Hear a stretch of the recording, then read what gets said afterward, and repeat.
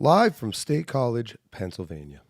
Welcome into the Landon Tangwall live call-in post-game show. It is September 8th, 7:30 p.m. We are sitting downtown State College. It's a rather cool night. Producer John, would you not say it feels as if it is truly fall? And it feels good. It feels good. I'm excited. I'm excited to take some calls from you guys tonight. It's not good, but it does. I can confirm it does indeed feel that way, if that's what you want from me. It does. Listen, I'm a big guy. I don't like when it's hot out. I'm walking down the street, I start sweating, and there becomes issues with that. So, look, wow, we already did a call-in show. I made the audible at halftime, and I said, all right, you know what? We're gonna go ahead and we're going to make the direct post-game show a live call-in show. So, I already got to hear from you guys a little bit. That was fun. I think we had a good time. I think, from time to time we might make that direct post-game show live call-in depending on the game. I don't know, John, we got a big one. Oregon's coming up soon. I'll tell you what, they are ranked number 4. So we got a top 5 matchup here, September 27th. I don't know. First ever top 5 whiteout? Yeah, first ever. Look at you. You know in sports and stuff now. It's impressive, man. You run towards the goal line. Yes, okay. Exactly. There you go. Picking it up. Hey, you're learning. So, yeah, no.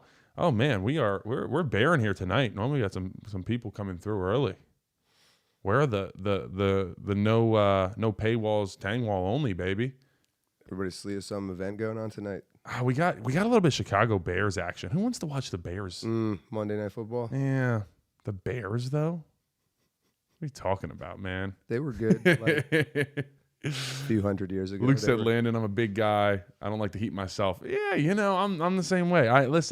There's a reason why when I visited those Southern schools, there was no chance I was going to LSU or Alabama. It was never going to happen because I was going to sweat on the way. I already sweat on the way to class here, and that was enough for me. So I'll tell you what, it was a big reason why I came to Penn State. I enjoyed the cold. Ryan, what is up, my man? Connor said, you still mad. We've calmed down a little bit, man. That was rough. The post-game show that I put out on Sunday, I had just gotten done watching the film, and the defense was all right. Obviously, shut them out. It was cool. But, yeah, the offense, listen, it made me a little upset at times. And, there were still good things that flashed. But at the same time, like I talked about it, Devontae Ross was a big upside to that game on Saturday. He's going to be a playmaker for us, going to be able to stretch the field. So I think that's going to bode well for this offense in the long run, being able to actually have a deep threat for the first time in a long time. Luke says Bears or Vikes.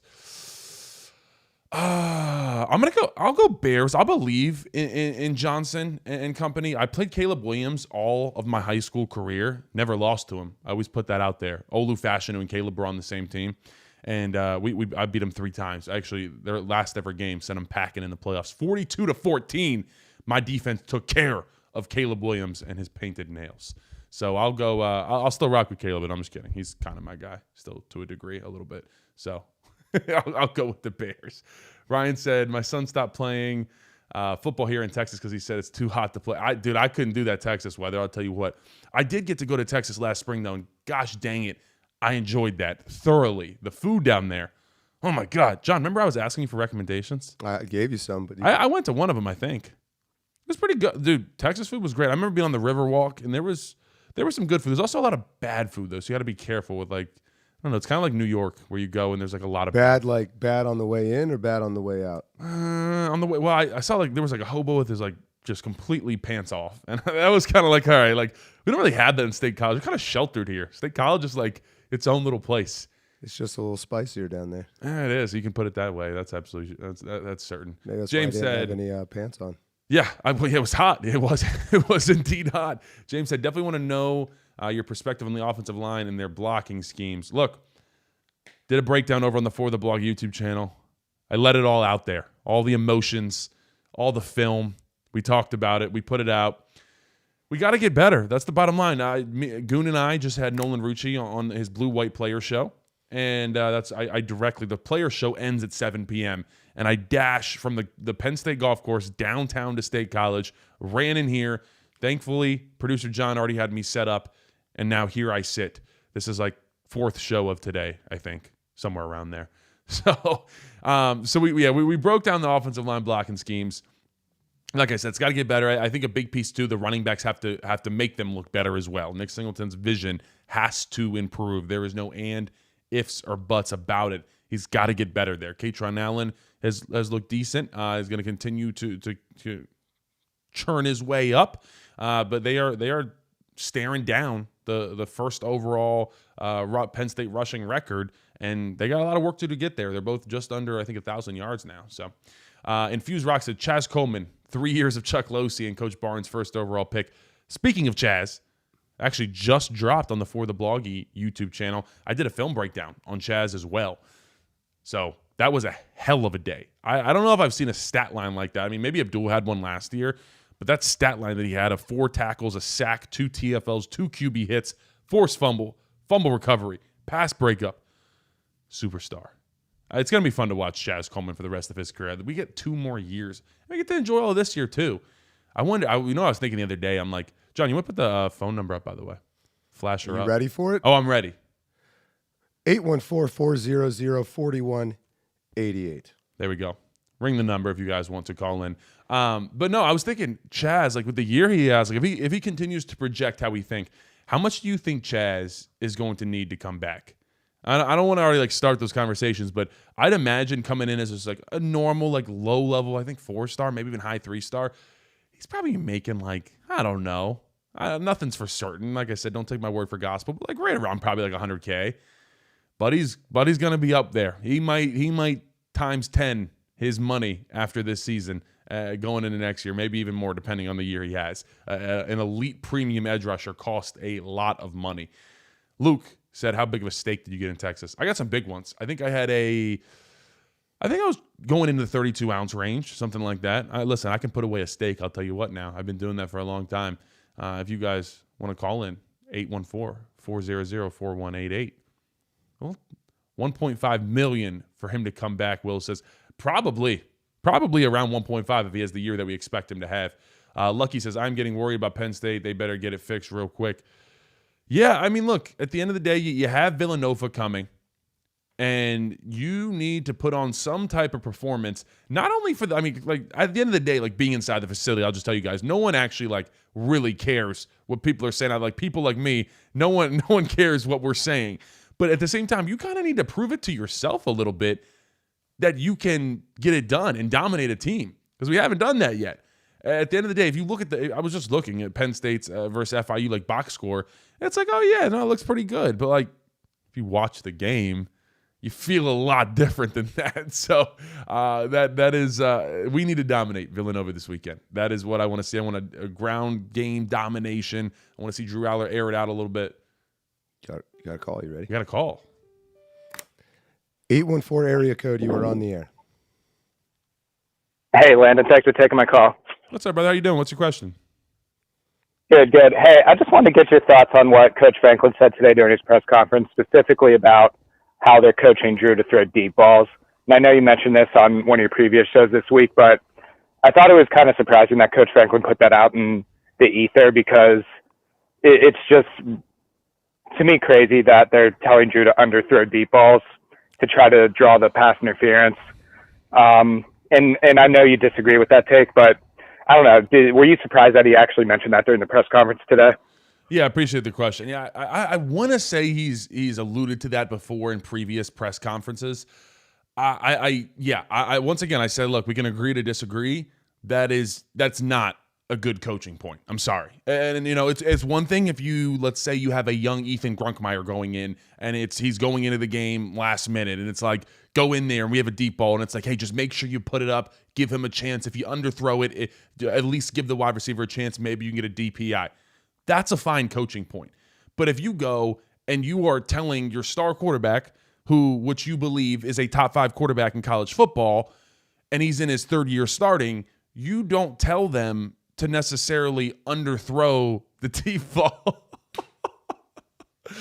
Oh man, sometimes you can't avoid it. John, you might have to rethink featuring these features. I think, did that go up automatically, or was that you? It's all auto. No, I think that was producer John. Cornwall has donated plenty to the channel. He's a good guy. We'll see. What is the line at? Someone let me know. What's the line for? Are we still minus 5.5? I don't know. I don't gamble at all, but I don't know. Maybe you want to dabble in that a little bit. Let's see if I But back to the caller's question. I just it doesn't make sense to me to lay it up like that and not give yourself a chance to score a long touchdown. If you think about it, we've had a couple. We had the Boise State touchdown. We did it against like Bowling Green last year. Obviously, we hit Devontae Ross this past weekend. But like, that's why maybe that's why we don't have the long explosives, because if you're coaching someone, especially like Drew Aller, who is very coachable, but wants to similar, and Coach Franklin said this about Nick Singleton, like they want to be coachable. They want to do exactly what you're saying to the point where it's almost to a detriment because they want to be perfect. They want to do exactly what you're asking. And it's like, no, you still got to be yourself. You still just got to play football. But when you're telling Drew and you give him the coaching cue, hey, just lay it up. Just lay it up. Don't throw too far down the field. Make sure to underthrow it. But what do you think he's going to do? He's going to underthrow it. And we had that near the goal line. Unfortunately, I can't put it on the screen at the moment, but I put it on the post-game show where Drew, we had a little wheel route, and Drew way underthrew it, and we wanted the defensive pass interference because our guy had to come back to the ball. And the ref, I saw him look at Franklin. He's like, "Look, I'm not going to give that to you guys. It was a poorly thrown ball, so I'm not going to do that." And so no, like I said, we can continue to agree to disagree. That has been a coaching point for a while for Drew Aller. It just doesn't make a lot of sense to me. Let's have some explosives. Let's Devontae Ross on the defensive pass interference instead of just gaining 15 yards. Should have been a touchdown. He had his guy beat. Why not lay it up? Let's go. And so I think we've seen that a lot, that there are these deep passes and we're either underthrowing them or our guys catching them, having to completely slow down, stop, catch, and then go, and he's getting tackled for a 40-yard gain instead of it being a 75-yard touchdown. So that's something that I would like to see that possibly change, if I'm going to be honest. Julia says, Clemson's most wanted.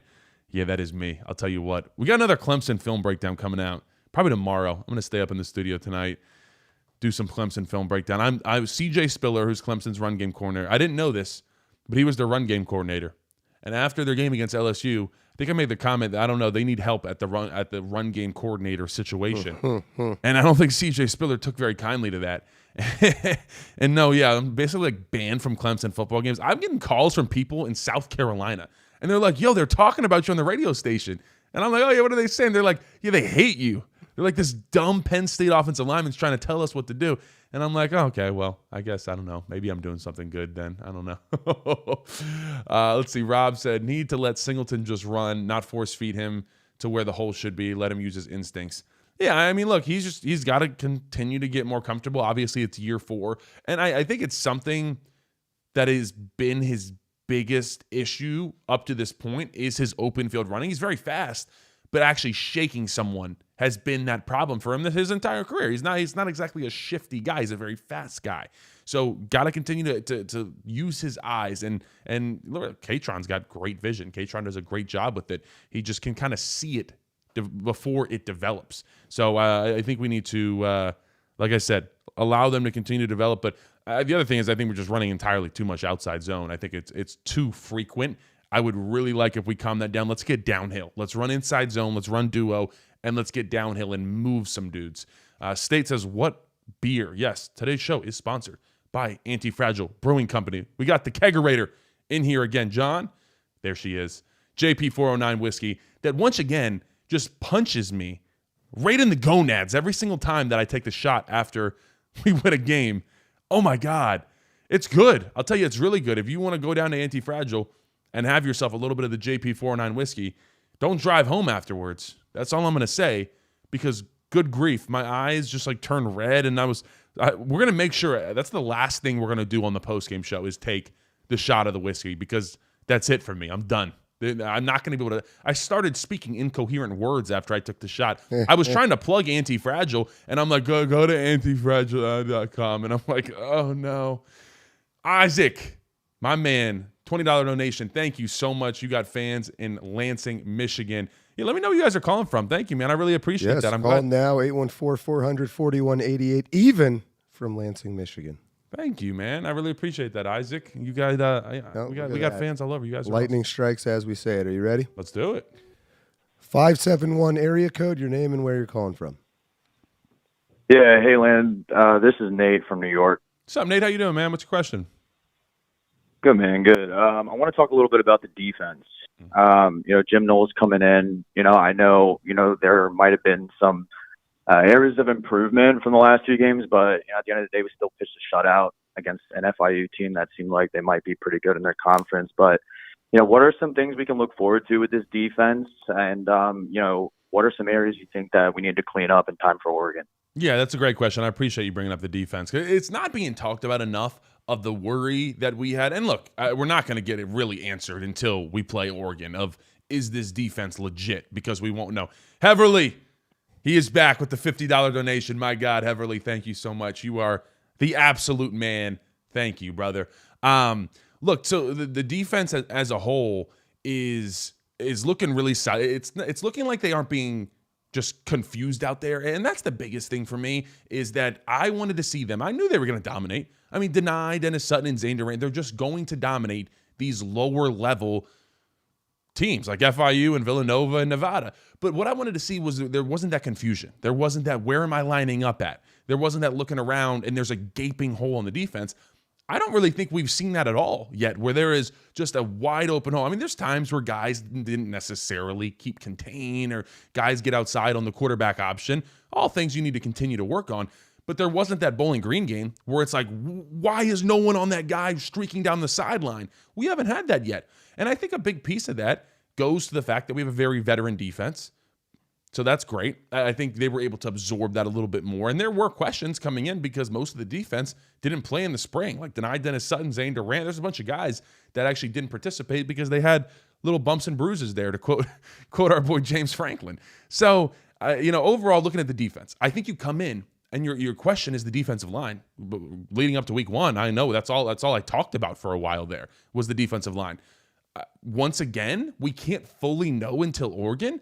But damn it, I'm impressed. Zariah Fisher, by the way, was a big worry of saying, hey, he's not even playing in week one. How's he going to be back?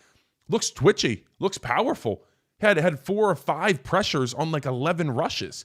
Looked really good. Zariah Fisher looked like he was going to be able to be moved around on this defense. And one thing that I liked that we saw too was there was times where we on the same side had Zariah Fisher playing the 5 technique, which is right outside the offensive tackle. And then we had denied it to Sutton even further outside at that wide 9 all the way out here. And they're both rushing. We also had a play where Zariah was at the normal defensive end spot right outside of the offensive tackle. And denied Dennis Sutton was at a 3 technique where Zane Durant normally lines up. So Jim Knowles is having fun with this. He's moving guys around. He is getting creative with this defense. Now, we haven't gotten to the point where we have been burned by anything. And I think he's doing a good job kind of implementing little things, dropping them in here and there, and not trying to throw the entire playbook at you. And that's why we've seen a lot of success there. We also haven't really played necessarily explosive offenses. So that's what we will see week 5 when Oregon comes to town. I'm really curious to see how this defense is going to stack up versus them. But, I mean, look, overall, Ty Blanding, I've been thoroughly impressed with Xavier Gilliam. And FIU's offensive line wasn't anything to sneeze at. They were bigger guys. Now, when Oregon comes to town, they're going to be bigger guys, and they are going to be more athletic and actually have technique. But, it's looked good. I guess my biggest concern, I don't even know if I necessarily call it a concern, is linebacker is unproven to a degree. You think you look at linebacker, Tony Rojas was, supposed to be the superstar last year. As I've told you guys, was battling through an injury all year long, had the shoulder, came back, looks fast, looks explosive, but still has to prove it that he's going to be that superstar linebacker that can cover sideline to sideline and be that next LBU guy. And then I think the biggest question really is Amari Campbell, because 6 foot, whatever, 235 in that area, he's a smaller dude. And we haven't seen him against a Big Ten offensive line where maybe they eat him up, maybe they don't, maybe he's able to strike them. I saw him striking offensive linemen, Nevada week 1, week 2 against FIU on this past Saturday. Wasn't as good. So that's going to be someone to watch. He missed a tackle in the hole, and if Zaki didn't save that tackle about 10, 15 yards down the field, FIU would have been off for a 50-yard plus touchdown. So Amari Campbell's someone to watch. Another thing to watch, and I talked about this earlier on the show, we're running a 4-3 defense a decent amount of the time. And we're going to see that. We're not going to see that as much against Oregon because they pass the ball and they're quick and they got speedy guys, so we're probably more in that 4-2-5. But when we play Iowa, and we go to Iowa, we're going to see Dom DeLuca, Tony Rojas, and Amari Campbell all on the field at once. So that's something to look out for. If you got 3 guys on the field at once, you need depth. And really, James Franklin said this today, we don't really know about the linebacker depth. We don't know about Anthony Specca. We don't really know about Keon Wiley, about Dakari Nelson, and what those guys are really bringing to the table. We haven't really seen too much from them. So that would be the number thing I'd look out for. The other thing, too, that I would be on the lookout for is Anton Belgrave shorter. And really, because he didn't play last year. Played 29 snaps. That's almost nothing. And you come in and, you know, obviously there was a reason we were shocked that he was a starter. No one really had even heard of him. But you look and has a rough second game against a team that actually passed the ball a little bit, struggled to keep contained, struggled a couple different times when he was thrown at. And he was, like I said, I don't always put a ton of credence in PFF, but was the worst graded defender on that field Saturday for Penn State. So he's got to continue to take that next step and grow. I'm not super worried about it because clearly the way he was playing in fall camp meant something. Turnover king. He can be that guy. He's got to get comfortable on the field now. All right. Jay Brand says psychology degree. James Franklin yells at his players, never yells at his players. What's up with that? James Franklin never yells at his players. I don't know about that one, brother. I've been yelled at by him. I'll tell you what. I've been chewed out. I think my favorite, I'm trying to think. Trout, I'll tell you who doesn't yell. Trout. Trout does not yell at all. Like, he'll just talk to us and let us know. And like, I already know I'm going to get comments. Oh, maybe he should. It was good. Like, he just communicates with you and talks to you instead of just yelling. I enjoyed it. But certain coaches, like, you got to have coaches that yell though. Cause like some guys, like, you got to set it straight. You got to have someone that can set the tone. And if something's going wrong, it's like they go ahead and handle that. All right, let's see. What else we got? Would you prefer a Will Muschamp type? Why are read options so much if Drew does never pull them? I'm hoping they become a threat since conference play starts soon. Yeah, I mean, if you think about that pull that Drew Aller does, we did that a couple times against Oregon where he actually did knife it and pull, and it hit them hard. So we ran it back-to-back plays, and we ran it on that play where it was 4th and 1 or 4th and 2, and we handed it off to Katron Allen. And, you know, whether he should have pulled that or not, my issue there is the continue of being too cute of, hey, on 4th and 1 or 4th and 2 against an FIU team, let's run outside zone with a read. That's not us. That's what I mean when I feel like we're not being ourselves. Like, we're not playing in our identity. It's kind of like, listen, we're getting personal here, but it's like you look at your partner and it's like, I don't know you. You've changed. You know, why'd you look at me when you producer John? You've changed. You've changed, and that's what it feels like. It's like that's not really us. I'm lucky this caller's calling, or else I would have had some words with you right there. Thank you, John. 518 area code. Your name and where you're calling from. 518 area code. You're on the air. We got a little prank caller here. Just start breathing. 518 area code. Find your mute button. All right, I guess we don't have a call here. Davian Collins over Elliott Washington. Yeah, I mean, maybe we'll see. We'll kind of see. Oh, here we go. 717. Different caller. 717 area code. Your name and where you're calling from. I'm sorry, you broke up there. Just your name and where you're calling from. Mike, Lebanon. Mike, what's up, brother? What's your question?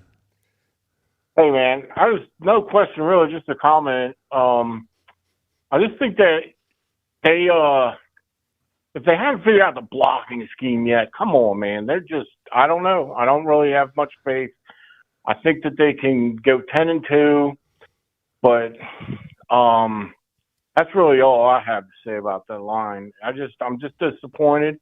They should have been mauling these guys. They're lower level teams, and that's really all. Thanks, man. I appreciate you calling in, brother. I can. By the way, great show. I thank you so much. I really appreciate you, man. Thank you so much for support. Look, I think we can all kind of feel that sadness, almost that like emptiness of. We wanted to see 2023 Michigan where it was just get pounded and our run game is going to demolish you no matter what you do. It doesn't matter, and we haven't seen that yet. So it's kind of hurt. I'm hoping that we can get there in a second. We'll talk a little bit more about that after this caller. 914 area code, your name and where you're calling from. Matt Workman, Philadelphia, PA. Matt, what's up, brother? What's your question? What do you see offensive line change-wise happening? Do you think they're going to mix up the rotation at all? And with that, what do you think the difference is with the offensive line relative to when Katron runs versus Nick Singleton? Yeah. So first off, I think we're going to do less and less rotating. And I think we have the best 5 out there. The starting offensive line is the best 5. I think TJ Shanahan, Cooper Cousins are coming along, but the 5 we had out there are the best. As far as the difference between them, and I blocked for both of them. Nick is a lot more, I am just going to run and run where I see fit and just go straight forward. Katron is going to let the blocks develop more. I'm not going to compare him all the way as a diehard Steelers fan who grew up a Steelers fan, and especially in the 2010s. A Le'Veon Bell type. He gives me a little bit of those vibes. Not all the way there, but still very talented at waiting for the holes to open. And Katron kind of sees it before it happens. He's got great vision. So Nick needs to take that next step of being not only having better vision, but being a great open field runner and being able to cut it and put a move. I don't think we've seen enough moves from Nick Singleton. So that's the next step for him. We got people. I had 828. If you're still out there, call back. I was just about to pick up your call. Thanks, John. Oh, Felt man. bad about that one. Kyle says, do you think Drew got told not to run so much? It seemed like he never had intentions of pulling or scrambling no matter what this week. Yeah, I mean, they brought that up. They mentioned they don't want him to take as many hits as he took against Nevada. I do think that is a real thing. Now, my problem is it's 7-0. We got him back. We'll talk about this in a second. Let's get another caller. 828, your name and where you're calling from. Hey, I'm Mike from North Carolina. Mike, what's up, brother? What's the question? Got a question. You were talking about the zone read earlier and Drew not keeping it. Do you guys, when you were playing at Penn State, did they have like a tag to where it was automatic give instead of a read? No, there was never automatic. It was always a read person, whether it's the defensive end or whether it's the backside linebacker. So that's what he was reading. It looked like it was the backside linebacker. We broke up. Yeah, so I don't know. At the end of the day, here's my question. It is 4th and 1, 4th and 2. It's the second, halfway through the second broke quarter. Up, man. Thank you for doing the job on the show. Thank you, brother. I appreciate it. So you're halfway. John, John has the mute button on there. He is muted. I'm super confused They're just right now. voiding. Your Zoom call is disrespected, John. That 828 guy, man, is some voodoo magic he was just pulling. I couldn't stop him. All right. So, but that 4th down that we don't convert, once again, where we are running outside zone on 4th and 1, don't like that in its own right. But then I don't think there is a world where it's 4th and 1, halfway through the second quarter, you're only up by 7 against FIU. You need to score, and you're telling your quarterback it's an automatic keep, do not, or automatic give, do not keep the ball and go up the middle. I don't think that's a real thing. Like, I'm sorry. I find that hard to believe, having been in that room, especially this specific playbook. I just don't believe that. I find that hard to believe that is what we told Drew, that no matter what, that you give it off.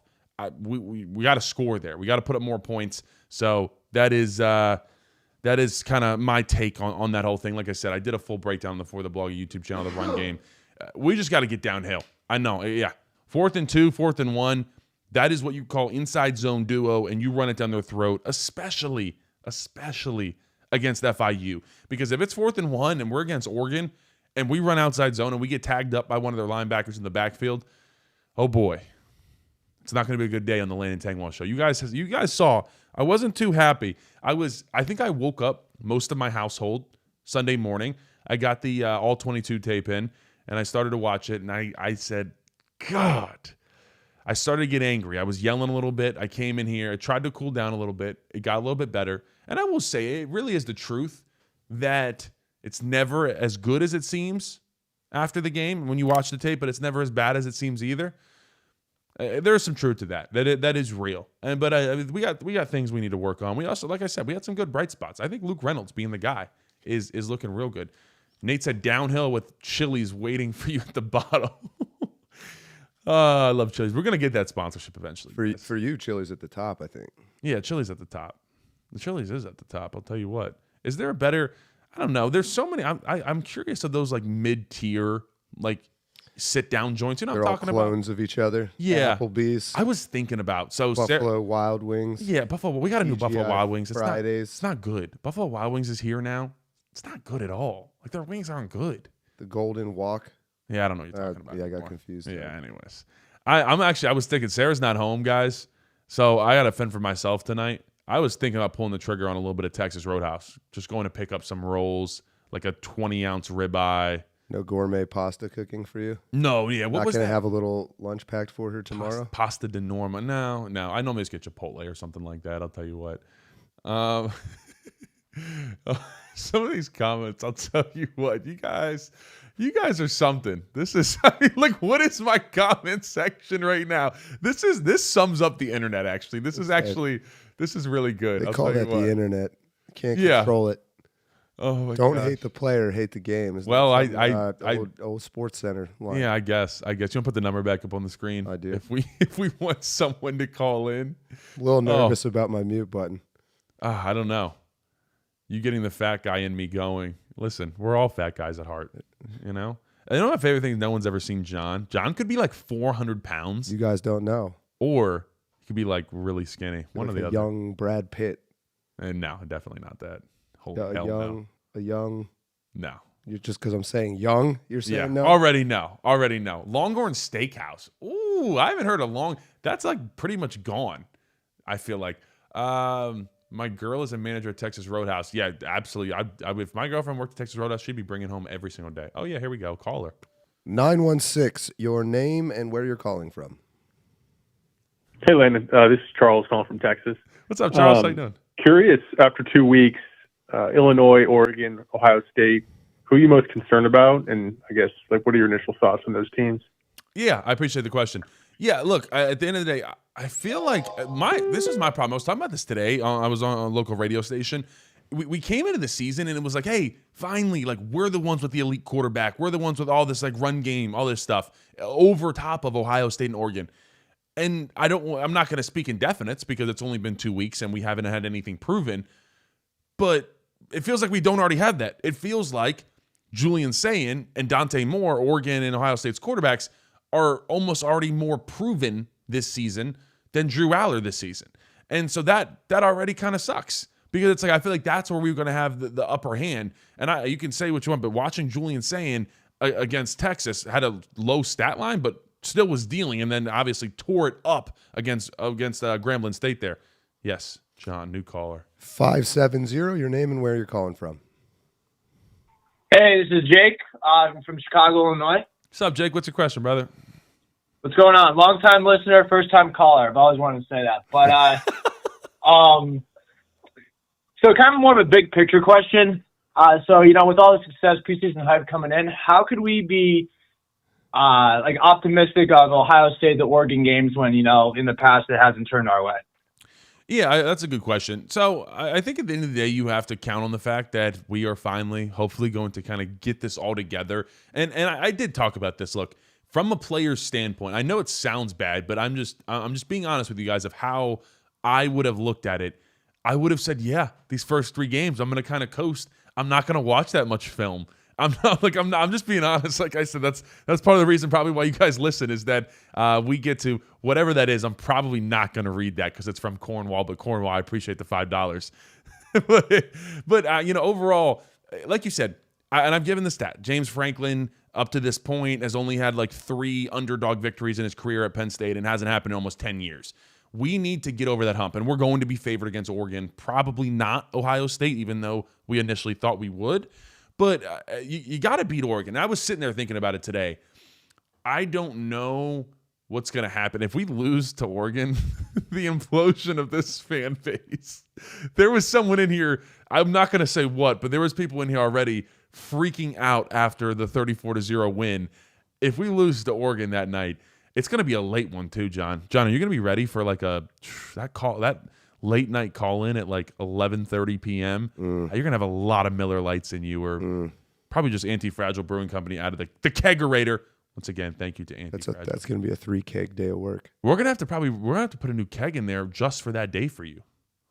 It's okay with me. Ryan, sup, brother? Yeah, Sarah was in the chat saying she's not happy. You can answer that call. 215, your name and where you're calling from. John, you can be ready for like. Hey, it's Gabe from Allentown. What's up, Gabe? What's First the question, time, brother? long time. Yes, sir. What's going on, Landon? What's up, brother? How you doing? Not bad, not too bad. Love the show, man. I was gonna say I hope you guys come out with merch soon because I'd love to support it in that way. But my question right now in the Penn State group chat with my old buddies is obviously, like, with Bo looking the way he is, you know, is there a thing to guys who have the traits to be really good college quarterbacks and may not be great pros, i.e. like Trace McSorley, and then guys who just have the traits to be good pros but may not be the best in college depending on the system, which is, you know, is that the case with like Sean Clifford versus Will Levis? And then are we seeing that again with Drew versus Bo? I hate to put you on the spot in that way, but I was just wondering what your thoughts were on that discussion and that whole theme in general. Yeah, I appreciate the call. And yes, we are going to be doing the Landon Tangwell Show merch through the student bookstore. They're going to be producing my merch. I actually got listen, we're open over here. We tell you guys, I got a meeting with them this week actually to start to talk about getting that fully out, but that is coming here in the coming weeks. So be on the lookout for that. We're gonna have some good stuff. We're definitely going forward with the no paywall, just Tangwell. I don't know. I got to put it out here right now. Someone mentioned something along the lines of that on Twitter, and I kind of just ran with it. So I can't even say it was fully original before I just get exposed for that one. But that was a great one. So we're going with that. But yeah, we're gonna have a bunch of different bad merch. news that Tang is German for pay. Your mic needs to be cut off. That's enough out of you now. So It's not. I just completely made that I know up. you did, But you're just random. just loving the idea of someone out there Googling it. Yeah, someone did actually probably just grab their phone. No paywall, just Tangwall, baby. Well, also, the new slogan, I think I used it today, but men lie, women lie, film don't lie. That is the that's our new breakdown. All don't lie. Whether it's good or bad, the film does not lie. We take us to where the film leads us. We don't come into the film with any prior conclusions, and that's why I try to come in with no bias, no thoughts, and I just see where the film leads me down a windy road, and sometimes it's like screaming or getting mad. But yeah, no paywall, just Tangwall, definitely being put on a shirt. So we're going to have merch in a student bookstore. Sorry, I just realized I didn't even get to his question all the way. But, you know, look, at the end of the day, where we are at right now this year, I mean, we have an opportunity here to do something great. And I think the expectations, and that's what's so hard to start this year, is the expectations were this is going to be one of the best. This is going to be one of the best offenses since 1994, the most balanced since 1994. And it hasn't looked like that yet. And that is one of the reasons why it is so frustrating, because the expectation bar was up here and we're just not meeting that. And so when you have a certain, and when you see certain things, when you see that Drew Aller can be an elite quarterback and have this amazing arm, but then it doesn't happen against FIU, I think that's where the frustration comes out, because we know how good they can be. We know how great these guys can be, but it's just we haven't seen it. Now, as far as like the Bo question and the quarterbacks, I do think there's something to be said for just like being a ball player, having that moxie, having that swagger, and being able to just be a dude. And you see that out of Bo, you see that out of different guys, and maybe you just don't have the talent. Like Drew Aller has the talent to be a great NFL quarterback because of his size, because of his arm. And so Bo doesn't have as much talent there. But there is then, like you said, we look at the mental side. You look at the offense you're in. And this is the other piece of it too. And I don't, mean this in necessarily a bad way, but like this offense that we have with Andy Kotelnicki, he has to tailor his offense to kind of fit Drew Aller to a degree. And when Bo came in against Wisconsin, guys, that was Andy Kotelnicki's offense. I don't know if you want to think back to that second half, but we're running all those different motions and pull reads and actually Bo pulling and all that type of stuff. That was our true offense. That's Andy Kotelnicki's offense. What we do with Drew is a watered down Andy Kotelnicki offense kind of version. So number one, I don't know if the offense necessarily like truly fits Drew, but put that to the side. Once again, I don't know. Like we're trying to almost be someone we're not with this consistent outside zone stuff. And it's cool. And we did great in the playoffs, but like, let's get back to dominating downhill, get vertical, And then we can mix in the outside zone, but it feels like almost every play's outside zone. And the problem when you just consistently run outside zone, you get so east and west. And that, I showed you guys on the film break, like it was just so like we're just going to run sideways. And we were never getting vertical and pressing guys up. So we got to work on that. But no, I mean, look, Coach Franklin talked about it today in the presser. He said, look, like Singleton and Aller are kind of in the same place right now, that they are overthinking a lot of this. And they need to just play football. So that is where they need to take the next step. And just be like, we've seen, that's like I said, that's what's hard. We've seen all of them be great, but they just can't do it consistently always. And it seems like there is a mental hurdle. Got to get over that. Cornwall, thank you again for the $5. I'm worried. I feel like Cornwall might be like, I don't know. Oh, Mark. Love you, Landy. It's like, appreciate you, my man. Your honesty is refreshing. Swear to God, I stopped in the parking deck by a gentleman who asked if I was James Franklin, and I took that as a compliment. Shout out, Mark. Thinks he is James Franklin doppelganger. Thank you so much for the donation, brother. Really appreciate the support. Hey, in Cornwall, that's a yes. Oh, yeah, if we beat Oregon. Wait, what was the question? You don't even know who that is, do you? You know I did. I read it. Macho Man Randy Savage. Randy Savage was a wrestler, WWE or something? Yeah. You know. Yeah. Into a Slim Jim. Okay, yeah. So, John, I should just, like, if we beat Oregon, I should just, like, snap you over my leg. We'll just, like, start WWE in here. We got some good cameras. We can came close to that on Saturday around. It was like beer number 7, maybe. Yeah, producer John almost didn't make it on, guys. We almost didn't get a live post-game show because producer John was beer 7. That might be downplaying it a bit. I started picking a fight with Landon. John started just punching me, and then I got up, and this was after, like, this is before we really took off. The offense started doing a little bit better, and I kind of just, it almost got a little physical in here. I'll tell you what. Fortunately, Landon's okay. I held back. Yeah, thank you. I appreciate that. There's a big difference between Adler and Morelli and Hack. Be for real. What are the conversations going? We're comparing Morelli, Hackenberg, and Adler right now. That is a blast from the past. What the hell? Morelli. My favorite Morelli story, it was Morelli. Yeah. I think Spider told me this one where we were playing at Syracuse, and he threw like an out route, and it got picked off right before half, and they went inside, and he was like, Morelli was like, the ball was wet. The ball was wet. And then Spider's like, well, how was the ball wet if we were inside? And I think that sums up Morelli. Is an indoor game? Yeah, it was an indoor game. I think that sums up Morelli, I'm going to be honest. PSU, everything says we need Clifford back. Oh, my gosh. Look at this. You're never happy with the quarterback. I'll tell you what if the ball really was wet, though? What if this was all a misunderstanding? And maybe someone like spit on it or something. If only someone had listened. Yeah. He'd be in the NFL. He'd still be playing. Maybe. I mean, this chat is getting out of control at this point. I don't think my chat has ever been so, what is even the word I'm looking for? I don't even know. Like, this is, God, what is going on? Rob Bolden will be the savior. I remember Rob Bolden. Are we just naming, everybody put your favorite random Penn State football player in the chat right now. That's actually a great. It's got to be somewhat random, though. Like, I don't want any, like, super. Not a star. Not a star. And you can't put Saeed Blacknell. Everybody for that question puts Saeed Blacknell. Best one right Don't now. use Saeed. Who you got? Tony Johnson. That's really good. That's a great. I don't think anyone can beat that. That's a great one. Charles say, dare I say Drew kind of reminds me of a mediocre Paxton Lynch. What? Graham Zug. I don't even know. Like a mediocre. Bill Belton. Bill Belton's always a great one. Charles, thank you for the $10 donation, my man. We need a 5-minute pause every show where you ask this question. Yeah, no, this is a great one. Drew Hartlob. Landon, shout out Landon Felkson. Drew Hartlob was a great one. That was a team guy. Gary Brown, don't know that one. Lamont Wade. Zach Mills. Zach Mills, yeah. Too I lived in Lamont Wade's room at the Yards, actually, and I think it was like slightly cursed. If you follow Lamont Wade on Twitter, you catch my drift there. Who else we got? Aaron Harris. Aaron Harris is a great one. Got to meet Aaron. Shout out Sarah. We went down to Miami and got to meet Aaron. He lives down there, and he actually works for the Dolphins. Great dude. He was. It's pretty cool to see him. Cornwell. I see the money's starting to run out. We're going to $2 donations now, brother. Cornwell just wants to be heard at this point. Oh man, Drew.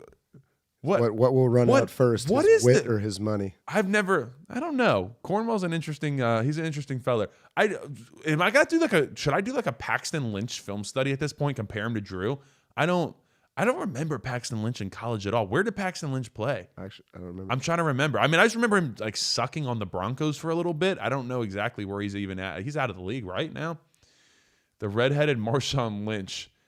That's good. Who was the shout out Lydell Sargent? One of the coolest guys I've actually ever met. That's actually a good question too. Next episode, coolest named.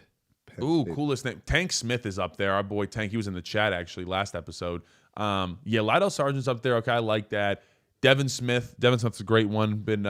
He's around a lot. He's got his charity work. Actually, Devin Smith's got a charity outing. If anybody wants to plan his golf outing the Friday before whiteout, we got some openings. If anybody's interested, let me know. Have we had the number on the screen at all? It's been up the whole time. Oh my gosh. Look, everybody wants to comment. Just Michael creating Robinson. such riveting content. All right. Levon Chisley. Why do I vaguely remember that name? He was a defensive end, I think. I don't know. I don't know if I want to trust you on that one all the time, but yeah. I'm gonna Google that one. Todd Blackledge, Lou Benefati, Tony Johnson.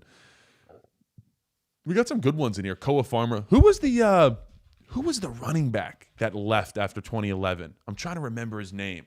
Who was really good? And he went out to, what did he go to Cal? Or USC? Silas Redd. Silas Redd. Went to USC. That's a pretty cool name, but damn it, he's out of here. That's enough out of him. Let's see. Chisley was very noticeable in the field. He was a monster. It was huge. Really? Yeah, Silas Redd. That was it. That's crazy. Yeah. Matt, you guys. I mean, these people are out of control in the chat. Who? Someone said he died a few years ago? Oh, no. Oh, no. Well, rest in peace then. I'm sorry. Good God. Did we just get trolled? Did we just get, what was that, Rick Rolled? Is that what it was called? No. No? I don't think he's dead. Silas Redd looks like he's alive. Yeah. We got to trust Wikipedia, right? Come on, man. Who's putting Wikipedia in the chat right now? What's going on here? A Gary Brown Wikipedia page. This call-in show has went so downhill. This is why you listen. Subscribe to the Landon Tangwall Show. It doesn't get better than this. Well, you did your spontaneous call-in right after the game. Maybe that. I know. Did I already just scratch your guys' itch to call in? You diffused all the anger. I do think there is a little bit of that. We are sitting in FIU post-game heading into Villanova. I think the lines are going to be lit up after Oregon. True. No matter what. Zach Stewart said Ricky Slade. Oh, God. Oh, man. Oh, I got a good one. Hold on. Chris Bell. There we go. You got to throw. Do you remember Chris Bell at all? It's a linebacker, right? Wide receiver. He's known for. Do we have a linebacker named Bell? Brandon Bell. That was Brandon Bell. Oh, yeah, okay. Chris Bell was, he got a little stabby sometimes. Got a little stabby. got a little stabby. That's it. Just a little stabby. Oh, my God. All right. Yep, Kenny Jackson's definitely up there. There we go. Shout out KJ. KJ, man. Eventually, I don't know. We'll have to get him in the studio sometime. Don't know if that's ever actually going to happen, but we'll try. Maybe we'll get him to break down some wide receiver film. But whoever has the coolest name, you got to call them up. Oh, Gary Brown died. When did Gary Brown play here, though? Is he older? No, I'm sorry. Honestly, you guys are going to hate me for that one. I've learned as much Penn State history as possible, but I don't. It looks like he's not that old. Oh, no, he does. Black and white photo? No, not that old. Oh, okay. When did he? Born 69, so yeah, not. Oh, R.I.P. Gary Brown. Sounds like a legend. I'm going to have to educate myself on that one. We do have a call. You ready? Oh, here we go. 585, your name and where you're calling from. Connor, Raleigh, North Carolina. What's up, Connor? What's your question, brother? Hey, Landon, man, big fan. Really appreciate everything you do. Really love the breakdowns. Thank you, man. I don't know if I have a real question, but it's been a tough debate. Are we happy with the cupcake schedule to start? I think we are, but this team historically has taken a while to kind of hit its stride, and we don't really have time to hit our stride. We've got 2-3 weeks, and it's coming. I don't know. I appreciate that a lot of the guys get some depth. They get some time to play and kind of experience, but the way the O-line's kind of gelled so far and everything else, I'm not that confident rolling in. I know a lot of these other teams, Oregon and Ohio State, really blew out their opponents this weekend, and that's kind of the good to elite conversation we've been having. I don't know that we're quite there yet, and it scares me. Yeah, I appreciate the question. Yeah, I mean, look, at the end of the day, you guys have heard me. I was a big advocate for the easy 3 games because of, like I said, our team and the makeup of being an older team, but then depth pieces that need to play. But the more and more I watch, it feels like we have really just taken it too easy. We need to pump it up against Villanova because we've taken it too lightly and just kind of messed around and said, hey, we're going to take it serious here, the bye week going into Oregon. But we gotta step this thing up a little bit. 407, your name and where you're calling from. Hey there. My name is FLPSU Guy on Twitter. I'm calling from Ormond Beach, Florida. My guy, what is up? I appreciate all the support on Twitter. What's up, Landon? Good to talk, man. Appreciate you, man. What's up? What's your question? So, I want everyone in the audience to know that we should not be afraid of Oregon. That's how you feel? Oh, yeah. So, okay. They played 2 cupcakes as well. Oklahoma State, dog water. We all know that. Gundy even made excuses before the game. Dante Moore, yeah, he might have 468 passing yards, but 6 of those passes went for 268 yards. Oklahoma State hit a 51-yard pass, 65-yard pass, 42-yard pass. Montana State, 50, 40, and 20 were long. And I don't think he's that good. I think it was bad teams, bad schemes. Okay, look, you came with the stats. I like it. All right, we're gonna see. I mean, look, he's got to face AJ Harris, Akee Wheatley and company. So I don't know. We're gonna see where that goes. But look, it's a battle. I'm excited that we have this kind of early on. I would like if we had a little bit more of one decent opponent. If we did have a Virginia Tech last week, that would have been nice. But look, dude, I appreciate that. I appreciate you coming in with the facts, the stats. We're gonna see if really Dante Moore is a real deal or not, and he hasn't had a test. He does. We have to. They got to come to Northwestern, and then they go back, play someone, and they got to come back. So they go Chicago, not East Coast, but they should go Chicago, back home, back to us, all in 14 days. So that's something to keep an eye on. Yes, someone in the chat said it was Tony Sacca. I told the story. I said it was Anthony Morelli. It was Tony Sacca in the Dome at Syracuse. Thank you for that correction. I appreciate that. Yes. Call 516, your name and where you're calling from. Hey, Vinny D'Agostino from New York. What's up, brother? What's your question? My question is, it seems like other schools, I'm a Penn State 1999 grad, and it seems like other schools historically have done a much better job of sort of reloading at the end of each season where, I don't know if we're just cursed or what, but it seems like every time Penn State starts a new season, it's kind of like starting from ground zero. And I didn't know if Landon had thoughts on maybe the program itself, if there was any specific reason why Penn State might struggle in that area as compared to some of the other, competitors. Yeah, I appreciate the question. It's been a while. What was it? Idaho 2019 was the last time we just like beat the dog snot out of someone. So I've always wanted to do that. We never did that when I was here, not once. Like we'd have some decent games, but like Auburn was pretty dominant. But we never just beat up on teams by like 7 touchdowns. I don't know. Like Franklin wants to play a lot of people, but we really do struggle to do that. Villanova's a great opportunity this weekend. Let's go for them. 2021, we only rushed for 80 yards against them. Let's go for 350 on the ground against Nova. 712, your name and where you're calling from. Hi, this is Zach from Logan, Iowa. Zach, I got a 2-part question here. My first part is, as someone from the program, what was it like during Michigan and Ohio State game weeks compared to like a normal game week? And the second part of the question is, how do you feel about bye weeks and comparing those to having them before Ohio State or Oregon's? Yeah, I appreciate the question. So, number one, as far as just like the bye week goes in general, I don't know. I think I like having it before the big games. And I've talked about this. So leading up to 2022, we had Michigan. And it was nice to be able to watch. I was going against Mozzie Smith, who was now basically the Cowboys. I don't think anymore after the Micah trade because they got Kenny Clark. But he was the Cowboys starting defensive tackle. Big dude, strong. And I got to like study so much more of him, got to digest it. Because college football is so rushed. Because you got classes, you got so many different things that you have to do. You got a social life a little bit. You got to do all this stuff. And, like, you don't have that much time. You're not done with the game until really today on Monday, the prior game. You finally move on to say, if this coming week wasn't Villanova, let's say it's Ohio State. And I'm not starting to study them till tonight. And then I'm worrying about my econ exam. That's also tomorrow. Like, we got to go to class. I know some people don't think that's a real thing. But at Penn State, we don't get, like, tutors that just get to hand us our paper. That doesn't exist here. It sucks. I wish it did. I have friends down at other schools that will not be named. Yes, I said down, that do get to do that, especially now in this day and age. But yeah, there's just so much you got to do as a student athlete, and that student is still there. That I loved having a bye week before a big game. Now there is the thing that you can overthink it to a degree, but I will say this too: like you can have a lot more. Every week you come in.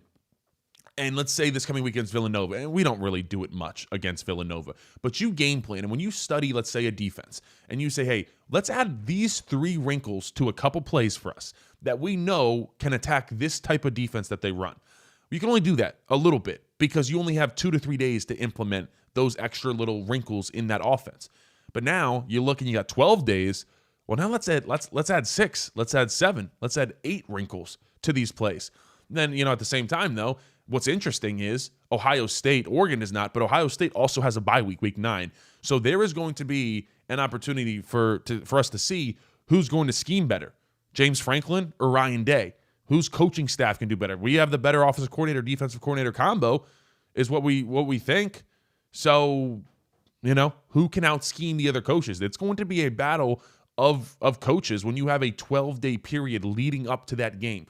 Look, we got to take care of Oregon. I don't think there's any questions about it. They don't have the same, as much as they look good, they don't have the same star power they've had in the past. 610, your name and where you're calling from. Landon, what's going on, man? Look, this is Dotson's cheesy deal on Twitter, and I'm calling from Pittsburgh. I got a long-winded one for you here. What you got, brother? All right, man. This is not the best for our fan base to hear, but I think we got to acknowledge that our offense might not be the best fit for Drew Aller. All right, it probably fits Bo Pribula a little bit better. We're just going to say that. But no one can deny the talent that this kid has.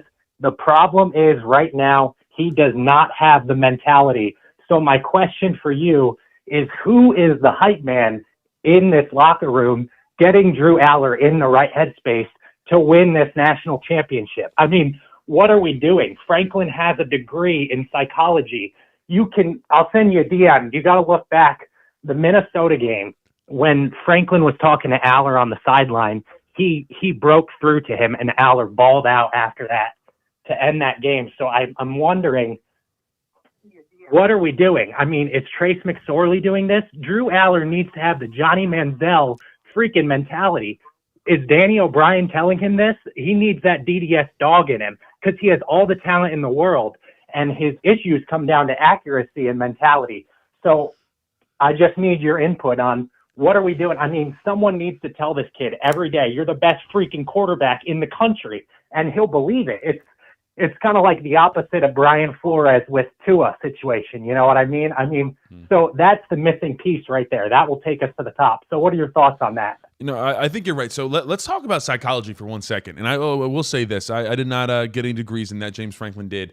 There is something to be said when you have someone that believes in you, especially your coach, and they tell you. So certain coaches are just wired to kind of be negative, and not negative, but they always say, "Hey, I'm just going to nitpick and find little things that I need to tell you need to get better at," but they don't tell you great job or you just that was awesome there. But it's always that was good, but you need to do this and this and that. That's the biggest thing. And like I said, I don't know one way or the other what is being said.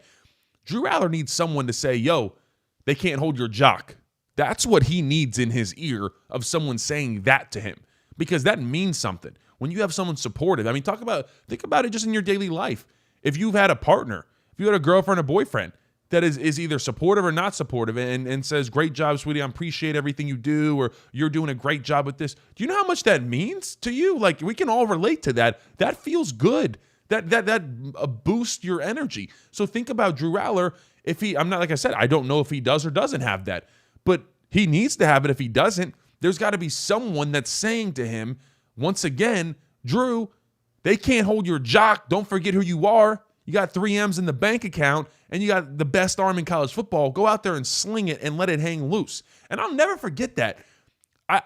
Purdue, when he came in 2022 and he threw that corner out, which very uncharacteristic of Tyler Warren. He threw it right in between the high safety and the low flat defender, and it was his first like ever pass in college football. Sean Clifford got like injured a little bit against Purdue. I forget what it was, but Drew came in, threw a dot, and before the play, I looked back, and Drew winked at me, and it was like, yeah, I got this.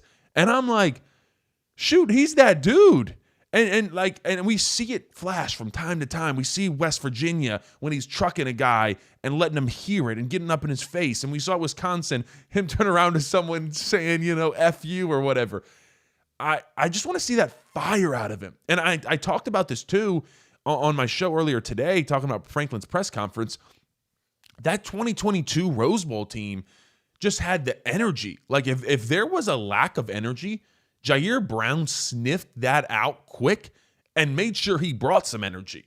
So like that is, like I said, and I'm not in the locker room, so I can't tell you guys necessarily exactly what we need, but it does feel like we need more energy. We need more of, like you said, a hype man. And that's not necessarily just like someone screaming, but someone that is respected. You have to be respected. That's part of it. Like you can't just have a hype man that just wants to scream. It's got to be someone that's respected, that wants to speak and say, hey, listen up.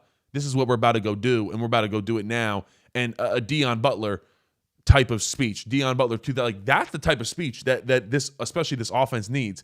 They don't have the tradition to hold our nuts.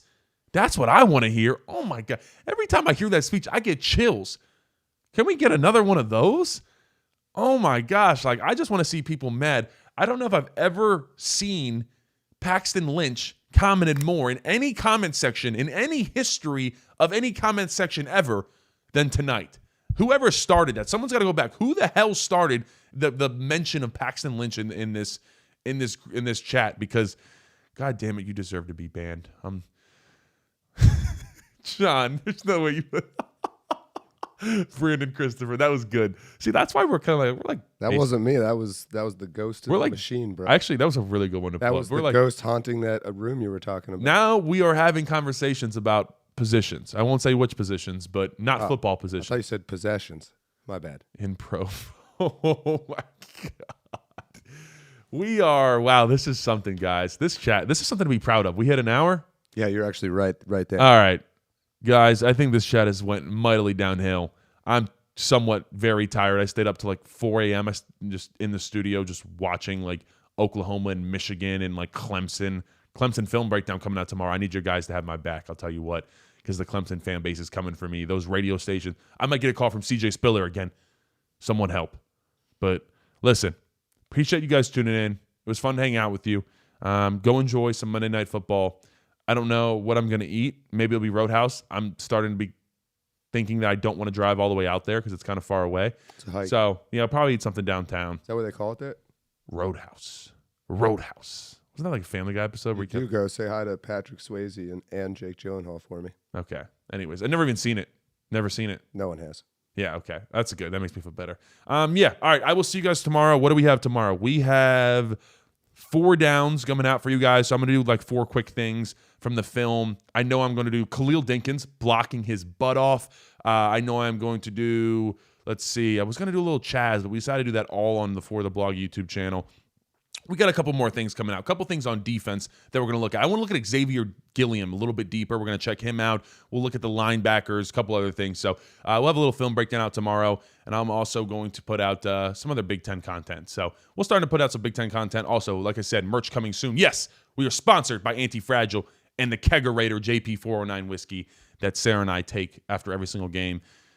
Miss Sarah said it's going to be hell to pay if we lose to Oregon, so that's going to be interesting to have her on. These live sessions definitely make the season better. Overtime Penn State, I appreciate you. We will have them all season long. You guys are the best fans in the entire world. Until tomorrow, like, comment, subscribe. Peace.